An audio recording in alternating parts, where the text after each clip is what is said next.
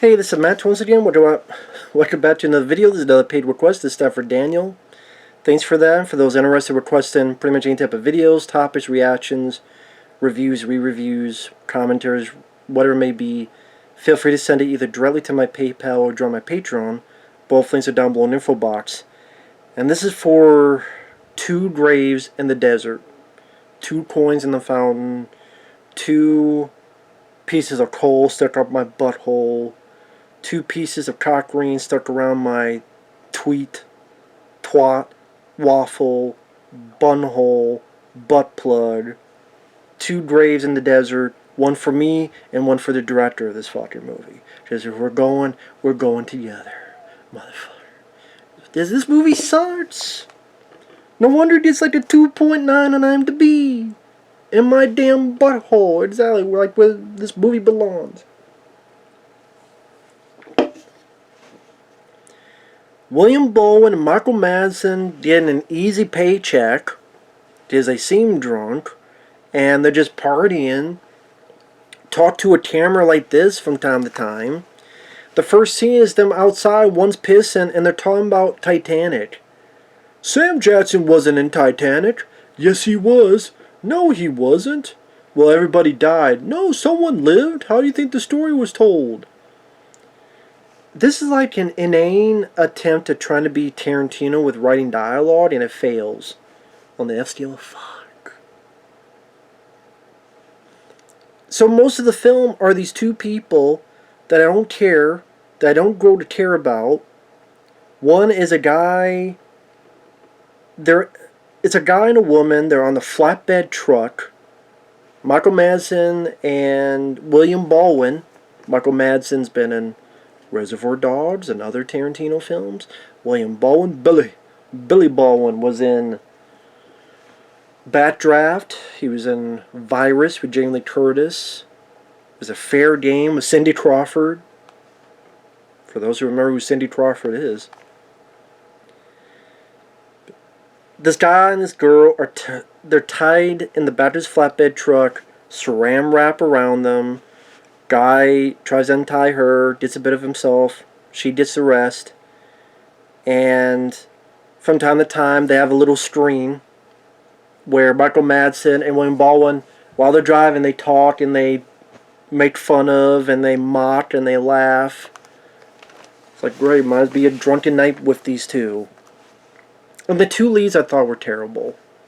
I thought the girl was a bit wooden. The guy and his accent, he did nothing for me. I mean, maybe it's not the actors, maybe it's the dialogue, maybe it's the way it's written, but most of the film, aside from a couple flashbacks, were in the back of this flatbed truck. That's what it is. And one thing leads to another. The girl admits she's pregnant. The guy, something about a formula that he made a drug. I guess he screwed some people over and that's why he's here. And then the girl, she was either with William Baldwin or Michael Madsen or both. I can't remember. I can't remember. It sometimes cuts to Michael Madsen and William Baldwin driving and smoking weed. Then goes back to our 2 leads, and this fucking movie is just boring.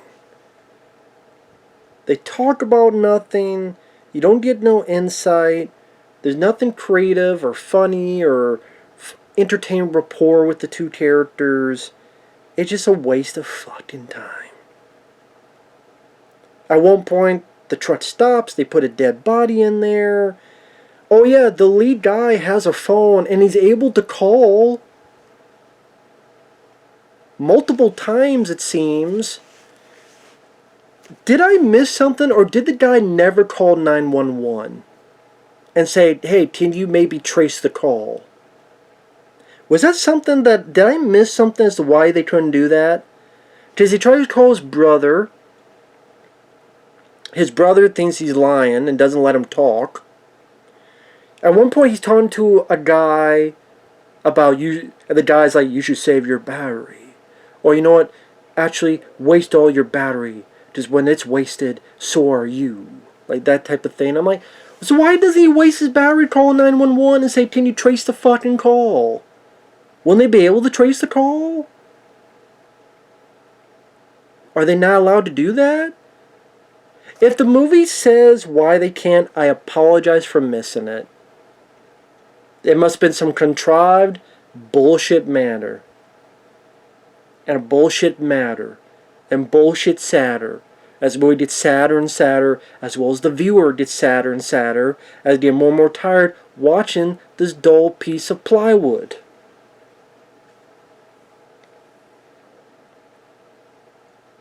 Why wasn't he calling 911? He couldn't. Why didn't he let the phone there? Hey, if we get cut, oh, call this number. We'll put you back on. If the fucking phone call can go out anyway. The dead body was a guy the lead guy knew. Thankfully he had a gun in there. Although it's pointless because the gun ends up being a false, can't call MacGuffin, becomes a false. They bring up the idea of the gun, but I guess it's a swerve. You think the gun's going to be used, but it never does anyway, so it was all fucking pointless. It becomes a swerve.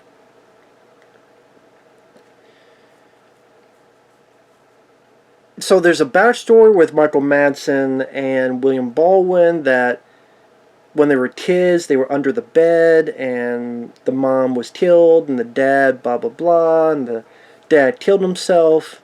And then it leads to Michael Madsen going, well, that's weird, I remember things differently. Why he's thinking of this now, I don't know. Why I didn't think about this sooner. I don't remember anyone of the two leads putting the ideas in their head.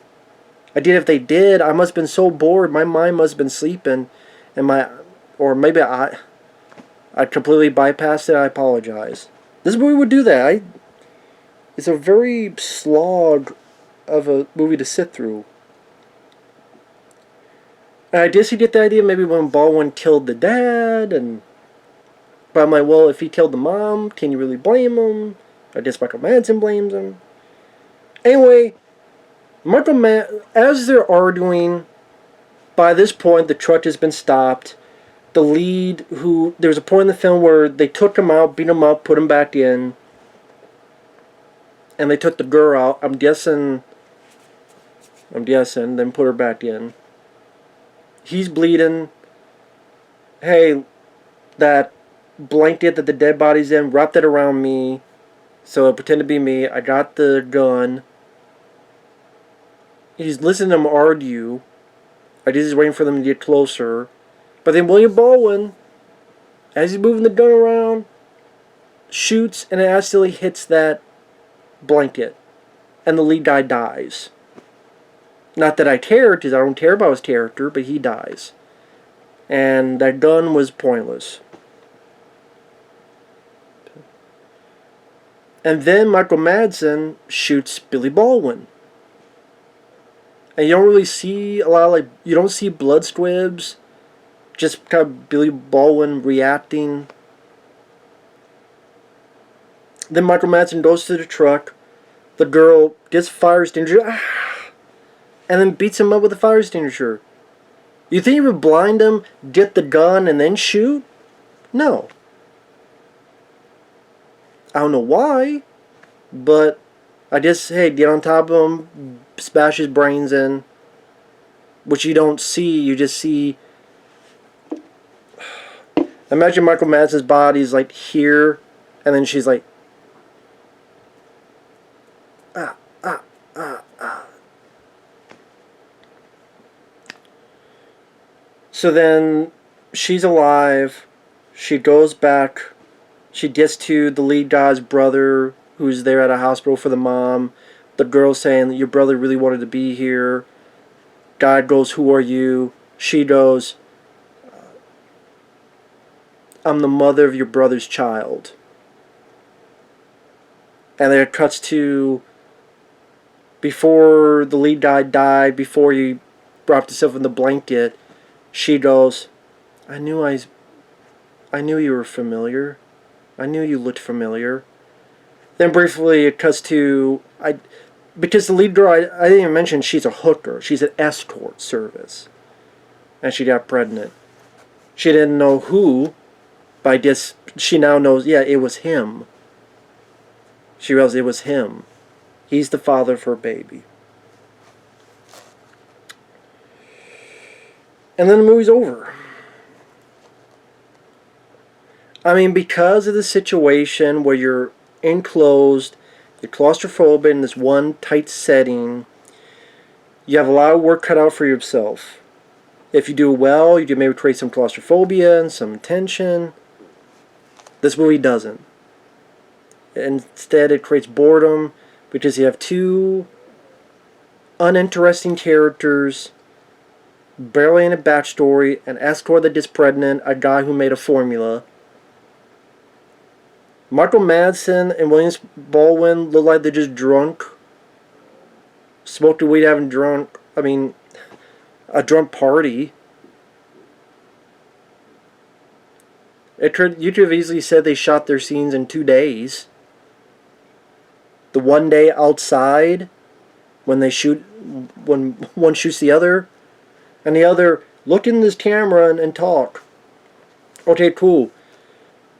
When you open up the trunk, the sky is absolutely black, so it's shot in the studio. Pull them out, or you put this dead body in. That stuff could have easily been shot in 2 days. Let's say 3 just for shits and giggles. And it's complete and utterly dull. That's hard to even talk about the film. What else do you talk about? Well, what about the technical aspects? It doesn't matter if the film is fucking dull and boring with characters you don't give a shit about and goes at a glacial pace. It doesn't have intensity. You don't feel the claustrophobia. Because despite the fact that in closed space you have a person here and they got enough room and they can make a phone call, they can talk to people, and they're not talking to the people they should talk to, and then there's another dead body. There's a dead body they put in there. It's just, that loses the luster of claustrophobic sense of intensity. Production value seems slim. Yeah, I just see why it gets a low rating. It's a lame movie. It came out 2020. So it didn't even come out that long ago. But yeah, people like these actors though, Michael Madsen, they just take anything they can get. You pay me enough, I'll be there. I guess at this point, they're like, hey, they're not casting me in these big movies, I'll just take any paycheck. Can you blame them? Hey, do 2 days doing this. Okay, you don't pay me.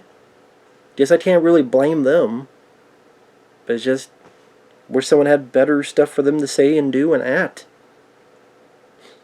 That'd be nice. And William Baldwin is always one of the Baldwins I like the least. He does a good job in Backdraft. That's pretty much it.